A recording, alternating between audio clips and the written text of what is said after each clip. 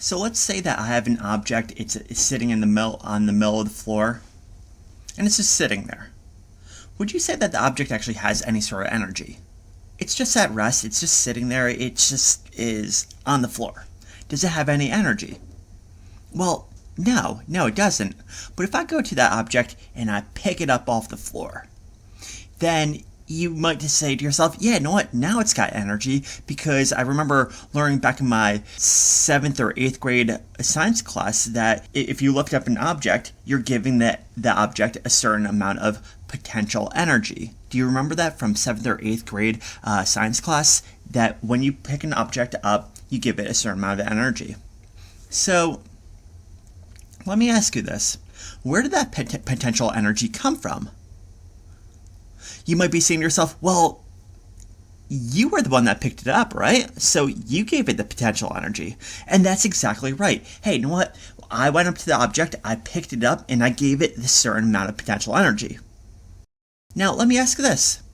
Where did I get my energy from in order to actually give the object its potential energy? Once again, what we're doing here is kind of going through the definition of conservation of energy and trying to figure out where this energy came from, because we know that conservation of energy basically says energy cannot be created or destroyed, but it could be converted from one form of energy to another. So that object, which actually now has a certain amount of potential energy, it got its potential energy from where? Well, it got it from me, because I picked it up. Where did I get my energy from? So I got my energy from consuming foods, right? So when I consume foods, I consume a certain amount of calories. Well, let me ask you this. What is a calorie? Well, a calorie is nothing more than a unit of energy. That's what a calorie is. Once again, a calorie is a unit of energy. That's all it means. Now, where did I get those calories from? Well, it's from the foods I eat, right? It's from the plants I eat, or the animals, whether or not you're a omnivore or a vegetarian, you get your calories from the plants and meat that you eat. So what happens to me if I consume too many calories? What happens to me? Well, you start to get fat, right?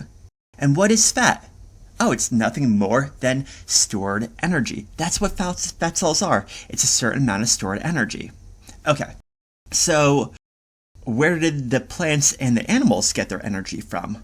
Well, let's say this. Let's say that I ate an animal, like a cow, and I'm getting my energy from the cow. Well, where did the cow get its energy from? Well, it got its energy from the plants I was eating, the grain and the grass that the farmers were feeding it, right? Okay, well, where did the grain and grass get its energy from? Well, it got it from the sun, right? The sun emits a lot of solar energy, and it emits a lot of solar energy.